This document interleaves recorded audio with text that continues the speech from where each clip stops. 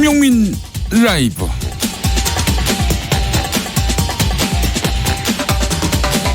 (2019년 6월 19일) 수요일입니다. 안녕하십니까, 김용민입니다.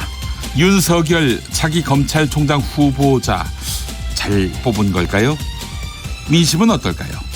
여론조사 결과가 나왔는데요, 50%가 잘 뽑았다 이렇게 말했습니다. 연령별로는 거의 모든 연령대에서 긍정평가가 우세하게 나왔고, 특히 3040 세대의 압도적 지지가 두드러졌습니다. 민심의 지형도는 중도층 답변에서 확연히 드러났는데요, 응답자들의 이념 성향별 분석에서 중도층은 윤석열 후보자 지명을 긍정적으로 평가하는 의견이 49.8%, 부정적으로 평가하는 의견이 37.8%로 전체 결과와 비슷한 그림이 나왔습니다. 파격에 또 파격이라는 윤석열 서울중앙지방검찰청장의 차기 검찰총장 후보자 지명을 두고 국민의 절반은 긍정표를 던졌다는 이야기인데요. 그만큼 우리 국민들은 사람에게 충성하지 않는 검찰에 큰 응원을 보내고 있다, 이렇게 해석됩니다.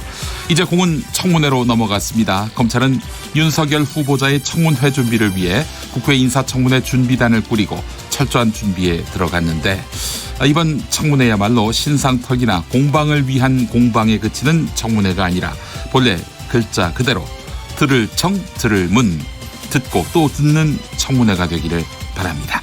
당신의 저녁은 아침보다 똑똑하다. 여기는 김용민 라이브입니다.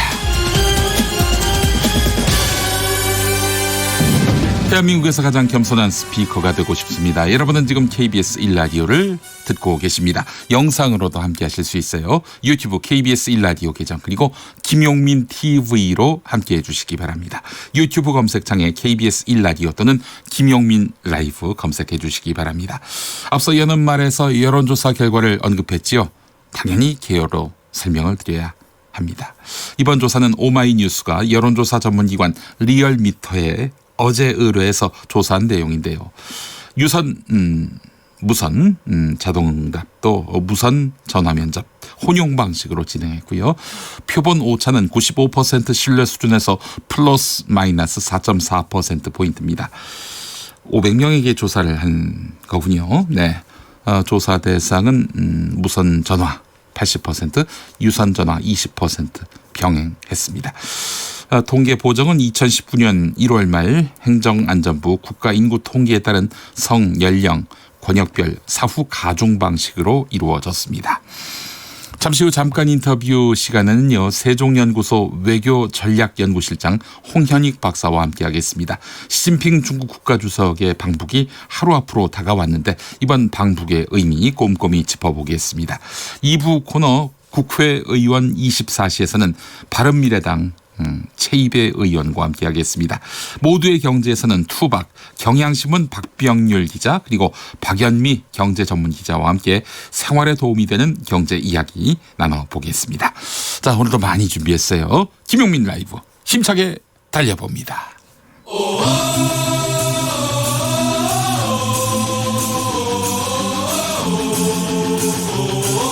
김용민 라이브.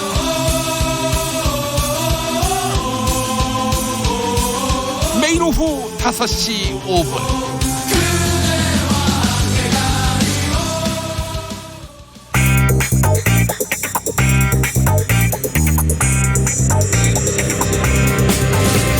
오늘 타임라인을 수놓은 말말말 김용민 라이브가 수집해서 들려드립니다. 소리로 듣는, 그리고 세상을 읽는 뉴스, 세상의 모든 핫뜨거운 목소리, 그 말말말에 김용민 생각까지 더해서 리뷰하겠습니다.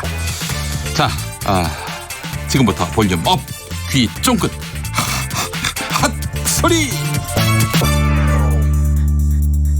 검찰이 무소속 손예원 의원의 목포 부동산 투기 의혹이 일부 사실이라며 기소방침을 밝혔죠. 손예원 의원이 반박하고 나섰습니다. 손예원 의원이 목포시청으로부터 지역개발계획이 담긴 비밀 자료를 사전에 받았다는 게 검찰의 기소 이유인데요. 하지만 손예원 의원은 공청회를 통해서 시민에게 공개된 뒤에 자신의 손에 들어간 자료다, 이렇게 반박했습니다. 따라서 비밀 보안 자료가 아니라는 이야기입니다. 보안 자료가 아니라는 주장은 목포시청도 하고 있습니다. 게다가 검찰은 손혜원 의원의 조카 이름을 빌려서 손혜원 의원이 창성장이라는 여관을 소유하고 있다 이렇게 밝혔는데요. 실제로 손혜원 의원은 조카 둘에게 동일한 방식으로 건물을 사줬고 증여했는데 다만 자료를 입수한 비밀 자료를 손혜원 의원이 입수한 5월 18일 이전 2017년 5월 18일 이전에 증여한 조카에 대해서는 차명 혐의를 적용하지 않았고요. 5월 18일 이후에 증여받은 또 다른 조카는 차명 혐의를 적용했습니다. 비밀 정보가 아니지만 비밀 정보여야 하고 게다가 2017년 5월 18일 이후에 목포 부동산을 사야 하기 때문에 두 조카 중에 한 조카만 기소한 것 아닌가. 손혜원 의원은 이렇게 묻고 있습니다. 오늘 TBS FM 김어준의 뉴스공장에 나온 손혜원 의원. 인터뷰 내용 일부 들어보겠습니다. 그러니까 그분들은 지금 검찰에서는 제가 그 보안 문건을 보기 전에 부동산을 손소형으로 하여금 사게 했다라는 것을 얘기하면 제가 보안 문서를 보고 그 지역에 대해서 정보를 알고 사람들에게 그 사게 했다라는 얘기를 주장할 수가 없지 않습니까? 그러면 성립이 안 되죠. 그러니까 손소형이 빠진 거예요. 증여를 촌장도 했습니다. 그러면 당연히 증여를 하고 증여세를 냈는데 그걸 차명이라고 검찰이 판단한 근거는 뭔가요? 제가 운영에 관여를 했다는 거예요. 그러니까 제가 이 젊은 청년들을 내려가서 거기 목포 가서 살라고 했을 때는 대여도 또 했죠. 집수리 비용이 없으니까. 이 대여 부분들도 이제 나중에 다 우리하고 정리를 해서 사용 증서를 해야 되는데 이제 이 사태가 터지면서 저희가 그걸 아직 못하고 있습니다. 그런데 제가 내려가게 했으면 이 사람들이 살 수 있는 기반은 만들어줘야 되잖아요. 근데 그것이 집과 그 비즈니스 모델은 있었지만 이제 하나씩 좀 참견을 하면서 커피도 볶아라, 뭐 전시장을 만들어라 이런 얘기들을 했고. 다음 소식입니다. 전 남편 살해 사건 피의자 고유정의 현 남편이 숨진 아들의 타살 의혹을 제기했습니다. 고유정 씨와 재혼한 현재 남편은 오늘 CBS 라디오 김현정의 뉴스쇼 전화 인터뷰에서 지난달 17일에 숨진 아들의 2차 부검 결과에서 압착에 의한 질식사라는 소견을 받았다 이렇게 밝혔습니다. 그러면서 아이가 숨졌을 당시 고유정 씨의 정황에 대해서 설명했습니다. 고유정 씨와 재혼한 현재 남편은 아이가 숨진 날 다른 방에서 자고 있던 고유정 씨가 먼저 일어나서 안방으로 건너가 화장까지 마친 상태였다. 집 구조상 고유정 씨가 화장을 하든 화장실을 가든 나와 아이가 자던 방 앞을 지나갈 수밖에 없다면서 더군다나 나와 아이가 자던 방문이 열려 있었는데 어떻게 아이가 한 자세로 엎드려 피까지 흥건한 모습을 못 보고 지나칠 수 있었는지 강력하게 의심이 든다 이렇게 말했습니다. 한편 전 남편 살해건으로 체포된 이후 2차례 고유정 씨를 면회했다고 하는데요. 고유정 씨가 그때 이런 태도를 취했다고 합니다. 들어보시죠. 지금 전 남편 살해 사건 밝혀지고 난 후에 고유정하고는 접촉 안 해보셨습니까? 접촉을 했고요. 6월 2일 날과 6월 5일 날 총 2번 면회 갔다 온 적이 있습니다. 6월 2일 날은 제가 상황 파악 자체가 안 된 상태였어요.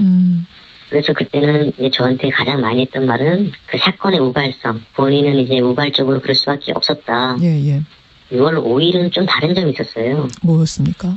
제가 그때는 이제 우리 아기 이름을 물어보게 되면 이제 갑자기 혼자 이제 한 10초간 대화가 끊겨서 혼자 계속 생각하는 모습도 제가 봤고요. 죽은 아이 얘기를 물어보니까. 예. 그리고 갑자기 또 난데없이 막 메모를 막 해요. 어떤 메모를 하는지 모르겠는데 막 저는 얘기를 하고 있는데 혼자 막 메모를 하던가 좀 다른 반응 있잖아요. 그런 다른 반응들을 좀 봤던 것 같아요, 제가요. 그래서 더 생각을 하게 됐습니다. 김용민 라이브 2부에서 최이배 의원과도 나눌 이야기긴 합니다만은 몇 년째 임금 동결 상태인 흥국생명 직원들이 성과급으로 현금 대신 김치를 받았습니다. 성과급 김치. 근데 이게 10kg에 무려 19만 원에서 20만 원으로 책정돼 있어요. 가격이요. 와인을 강매당한 계열사도 있다고 하는데요. 그런데 김치, 와인은 태광그룹 총수 일가가 100% 지분을 보유한 회사의 제품이었습니다. 태광 계열사의 적자를 막기 위해 일감 몰아주기, 사익 편취를 극대화한 것 같은데요. KBS 1라디오 김경래의 최강시사에 나온 이형철 태광그룹 바로잡기 공동투쟁본부 대표의 인터뷰 내용 일부 들어보시죠. 근데 좀 의아한 게 그 김치를 공급한 회사가 골프장이에요. 무슨 연관이 있길래 골프장에서 김치를 다 이렇게 취급을 했어요? 이제 그 히슬링 낙이 원래 이제 독립관광개발이라는 예. 그 골프장이었는데 예. 처음에 이제 만들어질 때부터 이제 뭐 회원권들을 계열사에 강매를 해서 네. 그래서 이 문제도 공정위부터 제재를 맞은 바가 있는데요. 예. 이 히슬링 낙이 적자 상태가 되니까 예. 또 다른 이제 계열사인 티시스 합병을 하게 되죠. 예. 티시스 적자가 되니까 예. 실제로 어떤 이 계열사들을 동원해서 일감 예. 몰아주기를 이렇게 한 것이고. 그러니까 티시스는 김치 관련된 거고 메르뱅은 와인 관련된 회사겠죠. 예. 그렇게 흑자로 돌아서고 나서 그러면 지분을 총수 일가가 100%를 갖고 있으니까 예. 총수 일가한테 배당을 또 줬을 거 아닙니까, 그죠? 그렇죠. 아하. 그러니까 한마디로 말해서 직원들 성과급이나 이런 거를 김치나 와인을 주고 받아가지고 총수 일가한테 이게 배당을 했다. 뭐 이거 논리는 이렇게 되는 거네요. 갈시화했다고 봐야죠. 아이고. 김용민 라이브. 사립대학에 대한 국고 지원금이 무려 7조인 걸 알고 계십니까? 하지만 절반은 종합감사 받은 적이 없습니다. 국고 지원이 그렇게 어마어마하게 이루어졌는데 말이죠. 사립대 비리, 사립유치원 사태의 확대 복사판이라고 봐야 마땅합니다. 그래서 사학법 개정이 필요하다고 보는 거지요. 국민 상식에 맞는 법제화가 절실합니다. 유치원 3법 개정안을 낸 바 있는 박용진 의원. 이번엔 사립대 비리를 개선할 사학법 개정안을 내놓았습니다. MBC 라디오 시민보의 시선집중 인터뷰 만나보시죠. 황당한 경우만 그냥 말씀 좀 드리면 그 대학 총장이 그 법인카드를 쓰셨는데 그 내역을 보니까 한 90회에 걸쳐서 골프장 가셔서 쓰신 돈이 2,059만 원이에요. 또 미용실도 이제 가셔서 머리도 하신 모양인데 314만 원은 쓰셨더라고요. 또 이제 어느 대학의 경우에는 저 며느리가 소유한 그 아파트를요. 학교가 시가보다 비싸게 총장의 뭐 관사 이렇게 쓰겠다고 하면서 한 1억 이상을 부풀려서 구입을 하는 걸 또 대학의 그 등록금이나 그 기금 이런 것들이 있지 않습니까? 거기에서 130억 정도를 그 재단의 모기업 부실 채권을 이렇게 인수하는 데 쓴 겁니다. 그렇게 해서 한 78억 정도로 손해를 봐요. 이게 다 우리 저 학생들한테 피해가 가는 거 아니겠습니까? 근데 학생들이라고 표현을 해서 그렇지 우리 학부모님들이 정말 피눈물 나게 모아가지고 그 등록금 대준 거거든요. 김용민 라이브. 잠시 후 홍현익 박사와도 나눌 이야기 소재인데요. 정세현 전 통일부 장관이 시진핑 중국 국가주석의 방북과 관련해 북한으로서는 미국의 일방적인 대북 압박을 피하고 또한 완화하는 좋은 카드이기는 하다라면서도 우리로서는 남북 정상회담을 할 수 있는 기회인데 그 기회를 빼앗긴 것 같다라고 분석했습니다. 우리에게 좋을 게 없다 이런 얘기죠. 정세현 전 장관이 어제 YTN 라디오 이동형의 뉴스 정면 승부와의 인터뷰에서 한 말입니다. 한편 정 장관은 시진핑 중국 국가주석 방북이 북핵 문제 타결에 도움이 될지를 물어보니까 북핵 문제와 관련해서 시진핑 주석이 김정은 위원장한테 할 수 있는 대화의 내용에는 한계가 있다라면서 북핵 문제와 관련해서는 크게 도움이 안 된다고 본다 이렇게 이야기했습니다. 이래저래 암울한 신호네요. 들어보시죠. 북한으로서는 지금 미국의 일방적인 대북 압박을 피해간다 그럴까 그것을 완화시키는 좋은 카드이긴 한데 우리로서는 남북 정상회담을 할 수 있는 기회라고 그럴까 시간 이걸 좀 뺏기지 않았어요. 사실은 한미 정상회담 하기 전에 원포인트라도 남북 정상회담을 하고 거기서 미국과 북한 사이에 다리를 놓을 수 있는 여러 가지 타협안을 좀 만들어낸 뒤에 트럼프 대통령을 만나서 김정은 위원장과의 그 만남에서 이런 좋은 결과가 나왔으니 한미 정상회담에 북미 정상회담을 빨리 좀 열어라 이렇게 얘기를 할 수 있어야 되는데 현재로서는 가능성이 많이 떨어지지 않았나. 뭐 소외됐다기보다는 손해가 막심해졌죠. 손해가 크다. 미국 정부한테 지금 함부로 보지 마. 북한으로서는 당신이 일방적으로 나를 이렇게 밀어붙여가지고 굴복하는 식으로 비핵화시키려고 그러는데 당신네가 그런 식으로 나온다면은 중국이 뒤에서 그걸 나를 버텨줄 거야. 이 메시지예요 지금. 이번 시진핑 주석의 방북은 트럼프한테도 마이너스입니다. UB40의 레드 와인 흐르고 있습니다. 와인에 김치 안주는 맛있지만 억지로 주면 안 되겠죠?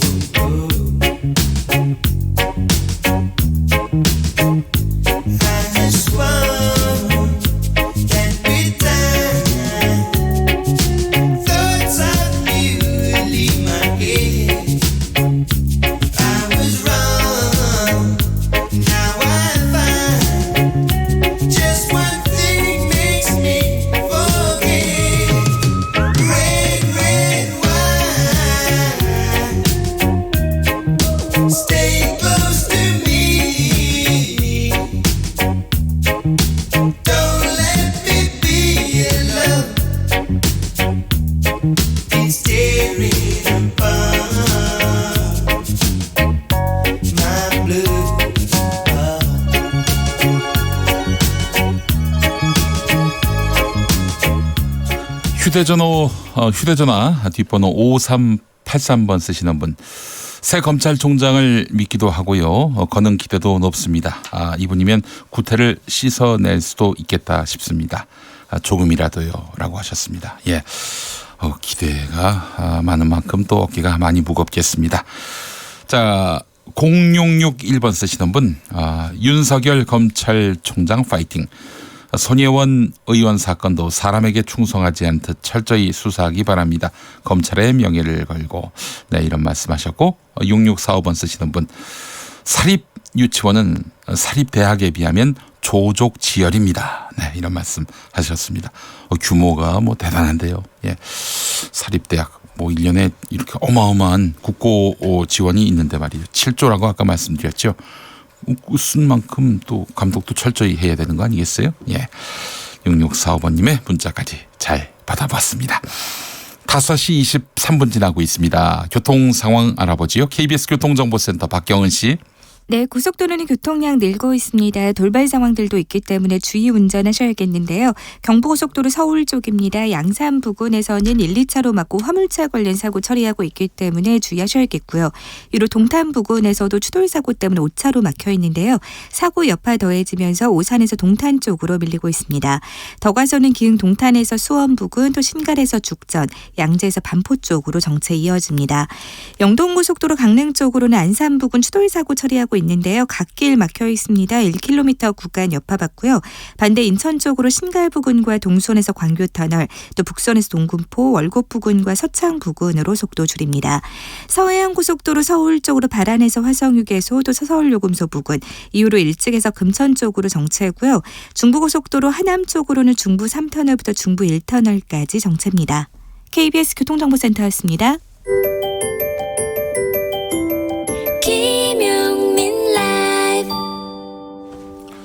잠깐 인터뷰 준비했습니다. 중국의 시진핑 국가주석이 방북을 하게 되지요. 하루 앞둔 상황인데요. 자, 오늘 북한 노동당 기관지 노동신문에 기고를 했습니다. 시진핑 주석이 말이죠. 습근평 동지. 네, 이렇게 박힌 이 활자를 봤는데요. 자, 한반도 문제와 관련한 대화와 협상에서 진전을 이루도록 기여하겠다, 이런 입장을 밝혔습니다.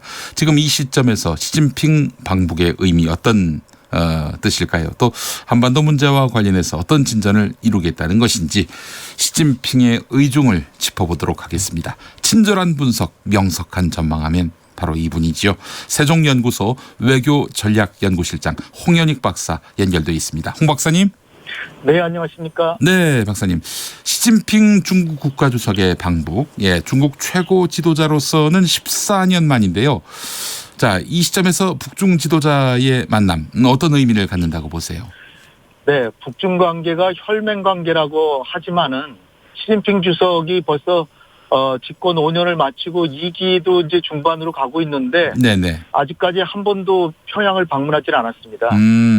부주석 시절에 한 번 방문한 적이 있는데요. 네네. 그거는 이제 2인자로서 간 것이고 이제는 중국 최고 지도자로서 북한을 방문하기 때문에 가장 큰 의미는 일단 북중 관계가 정상화된다. 네. 그런데 이제 시점이니만큼 북미 간의 대화는 경색 국면이고 남북 정상회담 우리의 제안을 김정은이 무시하고 있는 이런 상황에서 시진핑 주석이 가기 때문에 어떻게 보면 약간 도전적인 요인도 있지만 기회적인 요인이 굉장히 많다. 네. 특히 지금 이 상태로 계속 잘못 가다가는 북한이 크게 도발한다거나 아니면 트럼프 대통령이 이제 오늘 우리 시간으로 오늘 아침에 대선 또 출마 선언했거든요. 아, 그래요?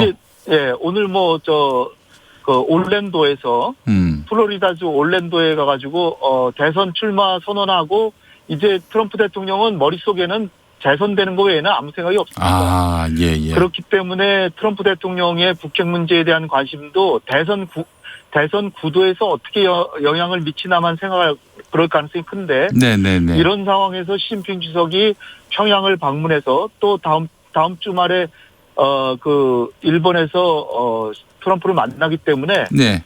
트럼프에게 북핵 문제에 다시 한번 관심을 갖게 되는 계기가 되기도 하고요. 지금 경색 국면이기 때문에 모종의 돌파구가 되지 않을까 이렇게 생각하게 됩니다. 알겠습니다.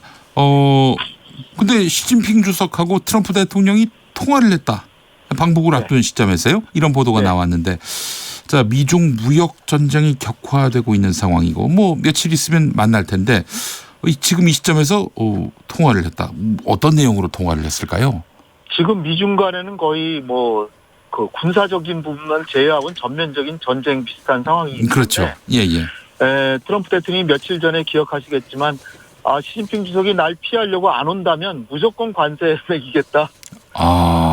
그렇게까지 얘기했습니다. 그러니까 미중 정상회담이 과연 이루어지느냐 여부가 지금 관건이었는데 어제 통화를 통해서 만나기로 했기 때문에 오늘 아시아 금융시장을 보면 전반적으로 다 엄청 올랐습니다. 네네. 그냥 두 사람이 통화했다는 것만으로도 올랐거든요. 예. 그 얘기는 지금 미중 간의 북핵 문제만 있는 게 아니라 무역 전쟁이 더 큰 문제이기 때문에 이번에 오사카에서 만난다. 요거를 약속을 했고 그다음에 이제 만나기인데 성과를 갖기 위해서 실무회담도 한다. 그것도 약속했기 때문에 오늘 이제 금융시장이 이렇게 전반적으로 이제 호응한 것이고요. 네. 그리고 시진핑 주석이 갑자기 평양을 간다고 발표가 됐기 때문에 미국의 반응은 FFVD 최종적이고 완전한 비핵화가 돼야 된다는 이런 입장을 다시 한번 얘기하면서 시진핑 주석에게 평양 가서 얘기 잘해서 좋은 성과를 가지고 나한테 보고해라 이런 얘기를 했을 겁니다. 그러니까 시진핑 주석은 트럼프 대통령에게 선물을 준비하는 것이고 트럼프 대통령은 이 판이 지금 미국이 양보할 수는 없으니까 당신이 양보안을 가져오면 다시 북미 대화할 수도 있다 뭐 이런 얘기를 했을 겁니다. 따라서 시진핑 주석의 지금 평양 방문은 우리도 관심을 가지고 보지만 트럼프 대통령도 관심을 가지고 보고 있다. 그러니까 판을 깨는 쪽으로 움직이지 말고 무역 전쟁도 끝내면서 미중 관계도 도움이 되는 방향으로 잘 주선을 해봐라 이런 얘기를 했을 겁니다. 그러니까 시진핑 주석이 그 북미 대화 교착 상태를 타개할 수 있는 이 중재자 역할을 할 것이다 이렇게 보시는 건데 아니 그것이 과연 가능할지 중재자 역할을 담당할 수 있을지 그리고 중재자 역할을 담당하게 되면 우리의 그 입지가 많이 좁아지는 거 아닌가 하는 그런 우려도 하게 됩니다. 네. 지금 북한이 우리한테 보내는 메시지는 확실한 게요. 네. 사실 제가 아쉬운 게 지난 정부, 지지난 정부에서 남북 간의 경협을 계속 라인을 갖고 있었으면 북한이 우리를 무시하지를 못하는데 북한이 지금 우리에게 지금 아쉬운 점이 하나도 없어요. 남북 관계를 안 해서. 예, 예. 그러니까 북한이 남북 정상회담 하자는데도 지금 안 하고 있는데. 네. 북중 관계는 북한의 대외 교역의 90%를 중국이랑 하잖아요. 예. 그러니까 시진핑이 간다는데 못 오게 할 수가 없죠.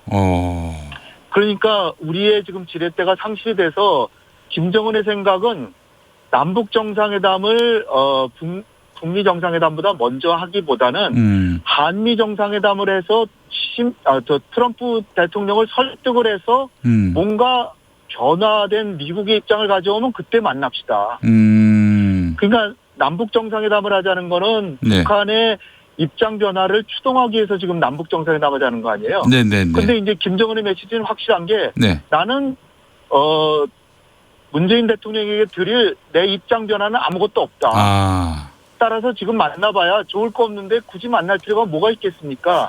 이런 메시지를 주는 거고요. 따라서 시진핑 주석하고 만나서 시 주석한테 미국의 태도 변화가 있으면 북한도 변하겠다는 메시지를 주고 그 시 주석이 트럼프 대통령을 설득해가지고 미국이 조금 변화하면 북한도 변하겠다 그런다. 네. 그 얘기를 듣고 트럼프 대통령이 문재인 대통령에게 북한이 변화하면 나도 변화할 용의가 있으니까 예.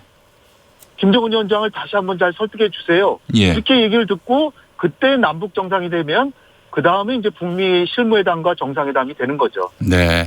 6645번 쓰시는 분이 이런 문자를 보내셨어요. 시진핑은 북핵을 제거하는 데 도움을 줘서 트럼프는 재선에 성공하고 자신은 미중 무역전쟁 종전을 도모하고 이렇게 분석하셨는데 6645번님의 그 어떤 분석에 대해서 어떻게 평가하시겠어요? 시진핑의 생각은 그 북한을 두 가지로 이제 활용하는 거죠. 하나는 예. 트럼프에게 주는 선물로서 김정은의 모종의 입장 변화를 내가 이렇게 북핵 문제 해결에 진심을 갖고 있고 네. 그다음에 당신이 지금 김정은 다루는데 어려운데 내가 이렇게 양보된 입장을 가져왔다. 그런 선물을 하나 준비하고요. 네. 또 하나는 김정은을 만나는 것 자체가 만약에 무역전쟁에서 중국에게 불리하게만 한다면 북한 카드를 역으로 사용할 수도 있다. 그런 카드를 두 개를 동시에 주기 위해서 시진핑은 그렇게 하는 거고요. 그 트럼프 대통령은 시진핑 주석에게 전화를 통해서 간곡히 당부한 게 무역전쟁에서 모종의 성과를 바라면 지금 나 만나기 전에 김정은 만난다는데 예. 모종의 그 북핵 문제 해결을 위한 성과를 가져오면 나도 무역전쟁에서도 조금 당신의 입장을 좀 더 고려해 주겠다. 이런 식으로 해서 한마디로 말씀드려서 시진핑의 평양 방문은 한반도 정세를 안정시키고 예. 그다음에 김정은의 입장에 변화를 가져오고 긍정적인 입장으로 변화를 가져오고 미중 무역전쟁도 긍정적으로 해결될 수 있는 그런 단초가 되기 때문에 어떻게 보더라도 우리에게는 이익이다. 네. 물론 아까 정세현 장관 인터뷰하실 때처럼 네. 남북 정상회담을 먼저 하면 더 좋겠죠. 우리 네. 입장에서는. 그런데 이제 김정은이 안 하겠다는 것으로 보여지기 때문에 네. 물론 시진핑 주석을 만나고 김정은이 아주 전격적으로 판문점에 와서 문재인 대통령 만나면 더 좋겠지만 네. 그렇지 않다고 하더라도 시진핑 주석과 김정은의 만남은 북핵 문제 해결에는 도움이 된다. 이렇게 봅니다. 알겠습니다. 네. 자, 이런 가운데 조금 전 김현철 통일부 장관 발표로 북한 식량난에 대한 추가 지원 계획이 발표됐습니다. 네. 국내산 쌀 5만 톤을 북한에 지원하기로 한 건데 세계 네. 식량 계획과 협의해서 규모와 시기를 정하기로 했다는 이런 소식이 네. 들어왔습니다. 이 부분도 그래도 남북 관계 개선에 도움이 되겠죠? 저도 그 지난주에 통일부에 자문한 적이 있습니다. 이 문제로. 네. 그래서 조만간에 발표되지 않나 이렇게 생각했는데 오늘 됐군요. 예, 그렇습니다. 결국은 세계 식량기구를 통해서 주는데 세계 식량기구는 우리 한국의 보수 계층에서 우려하는 모니터링. 모니터링을 확실하게 할 수 있는 게 세계 식량기구는 식량계획은 그 모니터링을 안 하면 아예 안 줍니다. 따라서 모니터링을 확실하게 하고 예. 그다음에 모니터링도 배에서 내릴 때도 하고 그다음에 기차 타고 다니면서도 하고 현장을 가서도 하기 때문에 확실하게 예. 되고 예. 단지 이제 국제기구를 통하기 때문에 한 20% 정도는 좀 손실이 있어요. 거기 이제 그 기관원들 더 월급도 주고 해야 되기 때문에 예. 그렇지만 이것이 하나의 시진핑 주석과 김정은 위원장과의 대화에도 도움이 되고 또 하나는 남북 관계 이것이 이런 목적으로 주는 것은 아니지만 정치하고 분리해서 그냥 우리 동포가 어려우니까 주는 것이지만 결국은 긍정적인 효과를 남북 관계에도 가져올 것이다. 네. 그리고 이 부분은 트럼프 대통령이 이건 매우 고무적인 그 생각이다. 예. 문재인 대통령하고 전화 통화에서도 적극 지지했기 때문에 한미 관계에도 전혀 영향을 미치지 않는 것이다. 네. 따라서 우리가 지금 조금 집제됐지만 지금이라도 식량 지원을 직접 지원하는 거죠. 5만 톤을 아마 줄 겁니다. 근데 이것이 상당히 좋은 효과를 저는 작용할 것이다 이렇게 봅니다. 예, 알겠습니다.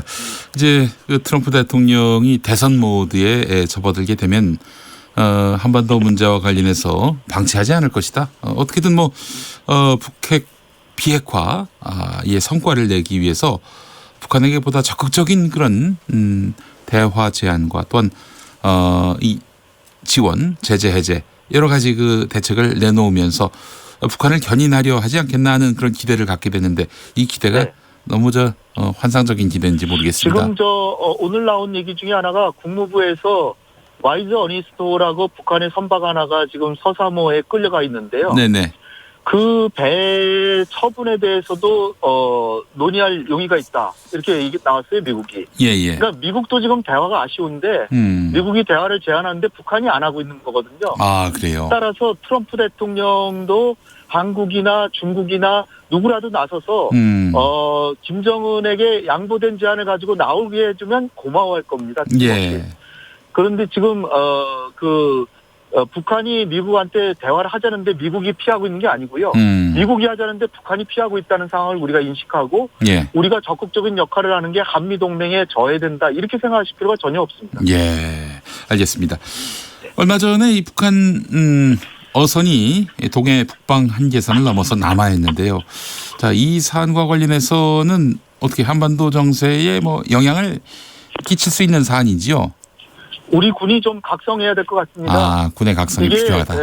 김대중 대통령 때부터 대북 화해협력 정책, 혜택 정책이 국민들의 사랑을 받았던 거는 국가안보에 하등 지장이 없다는 것을 확인하면서 정책을 했기 때문인데 네. 이렇게 경제에서 소홀한 게 보여지면 대북 그 포용 정책 자체가 문제시될 수가 있습니다. 네. 따라서 우리 군은 남북 간의 대화가 아무리 잘 되더라도 한 채 빈틈없는 국가안보 태세를 해야 되고 요번에 해군과 해경, 육군 3중 감시망이 뚫렸기 때문에 뭐 입이 열 개라도 할 말이 없습니다. 예. 그리고 이것이 물론 남북 간의 평화가 왔다는 것을 보여주는 징표이지만 군은 절대로 그렇게 생각해서는 안 되고요. 한 채 빈틈없는 안보 태세를 갖춰야 될 것 같습니다. 네, 알겠습니다.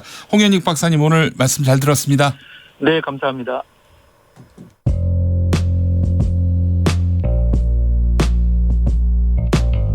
당신의 저녁은 아침보다 똑똑하다.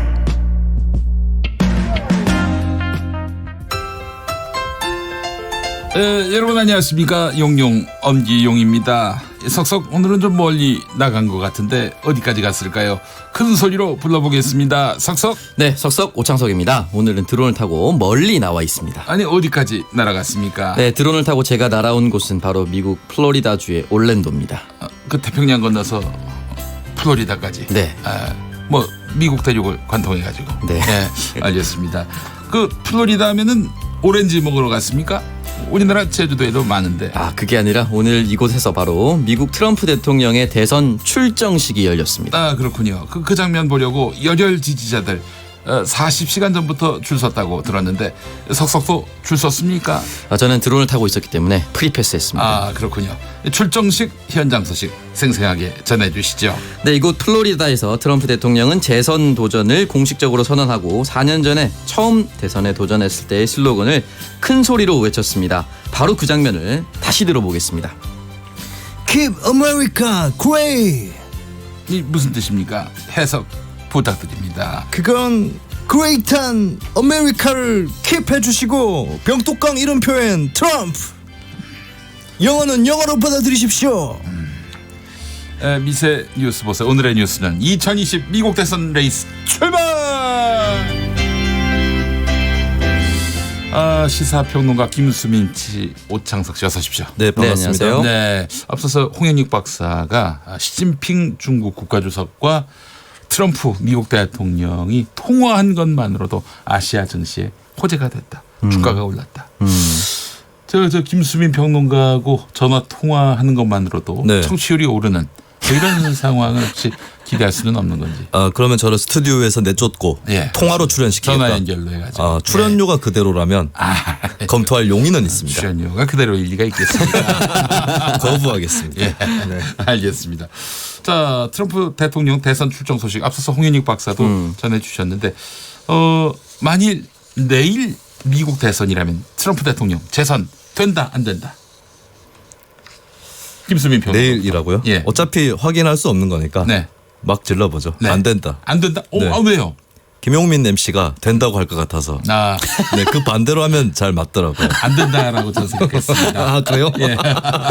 제가 김용민 MC 뇌 속을 자주 잘 읽는 편인데 이번엔 실패했군요. 예, 그렇습니다. 네. 저는 된다고 봅니다. 된다. 안 된다. 된다. 예, 알겠습니다. 제가 첫 의견을 내겠습니다. 네. 내일 대선이 없다. 예. 그게 뭡니까? 잘 지켜볼 수도 없다. 예. 자로젠 듯한 중립. 예. 네. 이것도 아니고 저것도 아니고. 예, 그렇습니다. 예. 아니, 왜 안 된다고 보세요? 제가 안 된다고 본 거는 특별한 이유가 있어서는 아니었는데요. 이게 굳이 안 된다고 본다고 했을 때 그 근거는 현재 여론조사 부분에서 좀 뒤지고 있죠. 민주당 후보들한테. 그래요? 민주당 후보한테 지고 있습니까? 예, 뭐 바이든 후보라든지 이쪽한테 좀 지고 있고. 그래요? 예, 그리고 아무래도 경선 활력이 민주당 쪽이 좀 더 강합니다. 그런 부분은 있고. 근데 우리가 유념해야 될 거는 지난 대선 때.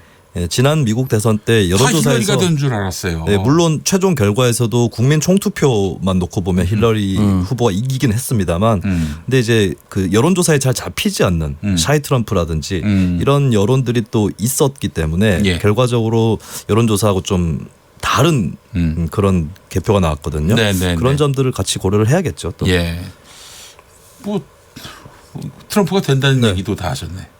그러니까 본인이 하면 자로잰 듯한 중립이고 제가 얘기하면 하나만한 얘기예요. 예, 그렇습니다. 예. 오창석 평론가는 내일 된다. 네. 그 이유. 그 조지 W 부시 아버지 부시죠. 네. 조지 허버트 부시가 4년 하고 끝났습니다. 네. 그걸 제외하면 최근 미국 대선을 보면은 쭉 8년을 이어왔어요. 그렇죠. 뭐 일단 클린턴도 조지 W 부시도 그리고 오바마도 그렇고요. 그 전에도 그랬고요. 그래서 그 보면 영속적인 선택을 많이 한다라고 느껴지고 두 번째 같은 경우는 미국 시민들이 내재적인 의식이 어떤 것이냐면 어메리카 그레이트 여기에 굉장히 많이 마음을 흔들립니다. 미국이 전 세계 최고의 경찰 국가다. 최고의 국가다. 여기에 대한 자부심과 우월의식을 많이 느끼고 있습니다. 그렇기 때문에 그 대항마가 미국을 가장 강하게 이끌어줄 지도자가 아니라면 매력을 느끼지 못합니다. 조 바이든 부통령 같은 경우는 관리형 지도자로 인식이 많이 되어 있고 시대의 변화나 세대의 변화를 이끌지 못한다라는 것도 역시 있기 때문에 샤이 트럼프가 투표를 더 많이 할 것이다라고 생각을 해서 또 지금 중국을 상대로 해서 아주 피 튀기는 싸움, 주도권 경쟁 이거 보이면서 트럼프가 또 강렬한 인상을 남기고 있어요. 예, 알겠습니다. 시사평론계의 트럼프 김용민이와 함께하고 있는 김용민 라이브. 계속해서. 그럼 저는 샌더스 하겠습니다. 샌더스 하겠습니다. 우리 오창석 평론가는? 저는 그 코르테즈 여성으로. 알겠습니다. 예. 가장 최근에 당선된 아주 개혁적인 성향의 인사입니다. 네. 어느 나라? 예. 미국? 미국이요? 뭐에서 당선됐어요? 지금 다 미국 얘기하고 있었잖아요. 그 트럼프 대통령이 만약에 어디 인터뷰를 하다가 코르테스 얘기 나오면 코르테스가 누구 이러면 정치권의 파장이 굉장히 클 것 같습니다. 예, 그래요. 알겠습니다. 신발 아닙니다. 예. 친박이 아니라고? 뭐 아니라는 거예요? 네, 신발 아니다. 신발 아니다. 알겠습니다. 친박 아니다. 제가 그렇게 들었습니다. 자, 그나저나 이 삼척항에서 발견된 북한 선박 소형 목선인데 이 소식부터 좀 전해주시죠. 이게 좀 심각한 사안이에요. 네, 오늘 군 당국에 의해서 더 자세하게 발표가 됐는데요. 일단 선박에 탄 4명은 모두 일간인으로 1차로 민간인으로 1차로 확인이 됐습니다. 그중에 2명은 귀순을 하는 것으로 돼 있고 2명은 이제 다시 북한으로 자기 의사에 따라서 귀환을 한다고 하고요. 근데 이게 기상 악화로 표류하면서 떠내려온 것이 아니라 잠시 이렇게 기상 악화 때문에 표류를 한 건 맞는데 그다음에 다시 엔진을 켜서 육지 방향으로 항해를 시작해서 들어온 거거든요. 이 부분이 당초에 알려졌던 부분이랑 좀 다르고 사실 그동안에 이 북한 선박이 들어오는 과정에서 우리 군대는 무엇을 했느냐 이 질문이 당연히 또 나올 수밖에 없는 것이죠. 네. 이 부분에 좀 파장이 있을 수밖에 없겠고 또 이들이 정착을 한 다음에 그다음에 이제 남한 주민을 만나서 서울에 사는 이모와 통화를 하고 싶다라고 네. 하면서 대화까지 했어요. 그 사이에 이제 좀 해경이라든지 군이 출동하는 시간이 좀 늦지 않았냐라는 그런 비판이 또 나올 것 서울에 같습니다. 사는 이모면은 그 이모가 탈북한 그렇습니다. 분입니까? 탈북을 이미 했던 이모이고 아마 이런 친척의 영향을 받아서 탈북을 할 수도 있지 않았을까. 그 이모 전화번호도 알고 있다는 얘기 아니에요? 네, 그 쪽지를 들고 귀순을 했죠. 네, 그래요. 참 그 남과 북이 많이 가까워졌다. 모르는 사이에 네. 그 이모 전화번호까지 다 알고 전화를 하게 해달라 했다니까요. 나경원 자유한국당 원내대표는 대한민국 안보를 엄인히 지켰다. 국방부 장관 즉각 사퇴해야 한다.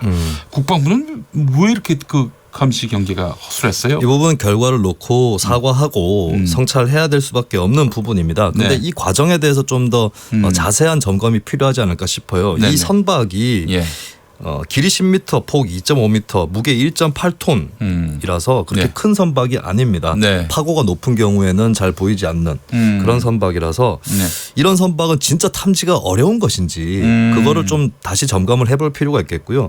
그리고 만약에 정말 어려운 것이 사실이고 극복하기 어렵다면 이런 경우에는 탐지보다는 오히려 이런 배가 정착했을 때 어떻게 대응할 건가 이 부분에 또 초점을 맞출 필요도 있겠죠. 자, 해군 출신의 우리 오창석 평론가 뭐 한마디 하셔야죠. 웬만하면은 이제 정부를 보호하고 싶기도 합니다. 남북 관계를 위해서라도. 근데 지금은 비판을 피해 가긴 어렵고 레이더를 봤을 때 10m 길이의 1.8톤 정도는 보기가 어렵습니다. 실제로. 대한민국에서 가장 작은 경비정으로 불린 참수료가 150톤급입니다. 그러니까 150분의 1 정도밖에 되지 않는 거예요. 실제로 적습니다. 그렇다고 해서 탐지를 못할 것이냐? 그것도 아닙니다. 울릉 어디까지 말씀을 드려야 될지 모르겠는데 군 기밀 때문에 울릉도에도 해군과 해경이 있습니다. 그러면은 지금 울릉도 동방 30마일이라면 30마일로부터 들어올 때까지는 탐지를 했었어야 합니다. 그리고 각 배마다는 델타3라고 하는 어선 긴급 보고망과 델타5라는 상선 보고망이 있습니다. 그 보고망을 통해서 그 배가 들어왔을 때 우리는 이제 미식별 선박이라고 분류를 해서 그 선박의 교신을 시도합니다. 그 교신조차 시도하지 않았다라면은 완벽한 실패입니다. 거기에 만약에 민간인이 아니고 귀순을 원하지 않는 사람이 타고 있었다면 완벽히 뚫렸다라고 비판할 수밖에 없는 상황이고요. 그리고 입항할 때 역시 삼척 부근에 해경과 해군이 있습니다. 이때도 뚫렸다라는 것은 굉장히 좀 아쉬운 상황입니다. 그리고 만약에 통상적으로 이렇게 만약에 통신망이 없는 선박이었다. 그거 없을 수도 있잖아요. 너무 작으면. 그렇다라면은 보통 통항하는 선박 그 주변을 배회하는 어선 또는 군 경비정들이 접근을 해서 직접 식별을 할 수 있는 방법도 있습니다. 이 조치가 과연 내려졌는지도 한번 따져봐야 될 부분이라고 봅니다. 네. 아이고 무슨 해양 관련한 이슈가 나오면은 박찬호가 됩니다. 네. 웬 박찬호? 예. 웬 박찬호가 나오죠? 박찬호 씨의 설명을 한 번도 들어보시지 못한 모양이군요. 예. TMI. 그렇습니다. Too much talk. 네. 알겠습니다. 굉장히 상세하고도 깊이 있는 평론이었습니다. 그렇습니다. 자, 중국 시진핑 국가주석 방북 관련한 소식 앞서서 홍현익 박사와 이야기 나누기도 했는데 오창석 평론가 그 이야기 또 준비하셨다고. 네, 시진핑 국가주석과 트럼프 대통령이 전격적인 통화를 했는데요. 이게 아마 지난 19일이죠. 북한 노동신문에 실린 시진핑 주석의 기고문부터 시작됐다라고 볼 수 있습니다. 이 기고문을 통해서 우리는 조선 측 및 해당 측들과 함께 의사소통과 조율을 강화하고 조선반도, 여기 한반도를 의미하겠죠. 문제와 관련한 대화 협상에서 진전이 이룩되도록 공동으로 추동함으로써 지역의 평화와 안정, 발전과 번영을 위해 적극 기여할 것입니다. 라고 강조를 했습니다. 아무래도 시진핑 주석이 이제 G20을 맡기 전에 G20 정상회의에서 이제 중국과 미국 간에 미중 정상회의가 있습니다. 그 전에 이제 북한에 대한 의중을 파악을 하거나 또는 북한이 미국에게 전달할 의중을 중국에게 먼저 타진하는 그런 방식일 수도 있다라고 생각을 합니다. 근데 이 통화가 중국 시간으로 밤에 이루어져서 트럼프 대통령이 먼저 요청했다라고 나오긴 하지만 중국이 곧바로 응한 것으로 봤을 때 중국 역시 원하는 것이 있었다라고 볼 수 있습니다. 네, 알겠습니다. 트럼프 대통령 얘기로 자연스럽게 넘어가 보겠습니다. 재선 도전을 선언했는데 위대한 미국을 지키자. 이런 말이에요. 그렇습니다. 18일 현지 시간 기준이죠. 2020년 대선 출마를 공식화하면서 대선 도전 선언을 했습니다. 트럼프 대통령이 2016년 대선 때 썼던 슬로건이 Make America Great Again. 그러니까 미국을 다시 위대하게였는데 이번에는 Keep America Great. 그러니까 계속 미국을 위대하게. 이 말인 즉슨 4년 전에는 미국이 위대하지 않았는데 다시 위대하게 만들고 그다음에 이제는 진짜 위대한 미국이 됐는데 그걸 계속해야 된다라고 하는 재선 도전자의 여유가 담긴 그런 슬로건이라고 볼 수가 있겠고요. 또 특유의 너스레도 나왔습니다. 언론과 대립각을 세웠는데요. 아마도 남은 대선 레이스에서도 언론을 뭐 길들이거나 뭐 친화적으로 대한다거나 이게 아니라 언론과 각을 세우는 것이 대선 전략이 될 거라고 충분히 예측할 수 있겠습니다. 이날 한 얘기는 이거였어요. 오늘 출정식에 서너 자리가 비어 있다면 가짜 뉴스는 헤드라인을 통해서 트럼프 대통령 출정식에는 빈 자리들이 있었다고 말할 것이라고 그런 보도가 나오기 전에 나오지 않았는데도 미리 불편한 신기를 드러내면서 각을 세웠고요. 또 러시아 스캔들 가장 큰 트럼프 대통령의 약점으로 꼽히고 있죠. 여기에 대해서 러시아 늪에 빠질 것이라고 사람들이 얘기했지만 우리는 늪에서 물을 빼내고 있다라고 자신만만하게 얘기했습니다. 그리고 또 특별한 부분은 시진핑 주석 얘기를 했습니다. 대단한 사람이라고 소개하면서 미중 무역 협상이 다시 열릴 것이다. 아니 또 뭐예요? 라고 전했습니다. 그러니까 나는 협상도 잘한다. 뭐 이런 제스처는 아닐까. 보통 이제 트럼프 대통령이 누군가를 칭찬할 때는 나의 요구대로 그 사람이 따라주고 있다라고 보면 되거든요. 아 그래요. 근데 또 이 과정에서 미중 무역 전쟁 얘기를 하면서 오류가 발생을 했어요. CNN이 지적을 했는데 트럼프 대통령이 이날 대중 무역 적자가 5천억 달러라고 밝혔거든요. 근데 CNN이 지적하기로는 5천억 달러가 된 적이 없고 작년 미국 대중 무역 적자가 3,790억 달러였다. 팩트 체크를 했습니다. 그 공개적인 자리에서 CNN을 망신을 준 건가요? 아니죠. 거꾸로 이제 CNN한테 지적을 받은 거죠. 그런 거예요? 네, 알겠습니다. 웃겨보려고 한 겁니다. 성공한 것 같아요. 사람이 좀 웃길 수도 있는 거지. 제가 빵 터졌기 때문에 완전 성공한 것 같습니다. 혹시 트럼프 스타일을 풍자한 것이다? 그렇습니다. 지금 말씀하신 거지. 7월이면 이제 청취율 조사가 이제 이루어지는데 메이크 KBS 1라디오 그레이트 어게인 저희 구호입니다. 어게인은 아직 들어갈 것이야. KBS 이미 1라디오에서 위대합니까? 그렇죠. 김용민 라이브가 굉장히 위대합니다. KBS 1라디오는 위대한데 김용민 라이브는 잘 모르겠어요. 좀 부끄럽나요? 약간. 트럼프 대통령이 또 이제 말을 잘못했군요. 알겠습니다. 자, 그래요. 미국까지 건너가 봤고, 자, 다시 한국으로 돌아와 보겠습니다. 황교안 자유한국당 대표가 글쎄 이건 이 발언은 좀 심각한 발언 같은데요. 네, 황교안 대표가 부산으로 내려갔습니다. 부산 진구에 있는 부산 상공회의소에서 열린 간담회에서 외국인 근로자에 대한 얘기를 남겼는데요. 외국인은 우리나라에 기여가 없고 기여한 바가 없다. 그래서 내국인은 세금도 내고 나라에 기여한 사람으로서 국민으로서 의무를 다했기 때문에 당연하지만 외국인은 기여가 없고 세금을 내지 않는다. 라고 이야기를 했습니다. 네네. 이 발언은 어떻게 뭐 실언일까요? 아니면 좀 준비해간 멘트일까요? 사실 우리나라에서 이런 발언이 나온다는 게 조금 놀랍기도 해요. 지도자의 입에서 이런 얘기가 나온 적은 과거에 없었던 것 같은데. 그러니까 기본적으로 국가 안에서 국경 안에서 노동자를 내국인이냐 외국인이냐 차별하는 굉장히 극우적인 발언입니다. 다른 나라에서도 쉽지 않게 나오는 내용인데요. 팩트 체크를 해보자면 근로소득을 얻는 외국인 노동자는 연말정산 신고를 합니다. 그리고 작년에는 56만 명이 근로신고를 했다라고 했기 때문에 이걸 세금을 안 낸다, 기여한 바가 없다라고 얘기한 건 말이 안 된다라고 생각합니다. 그래요.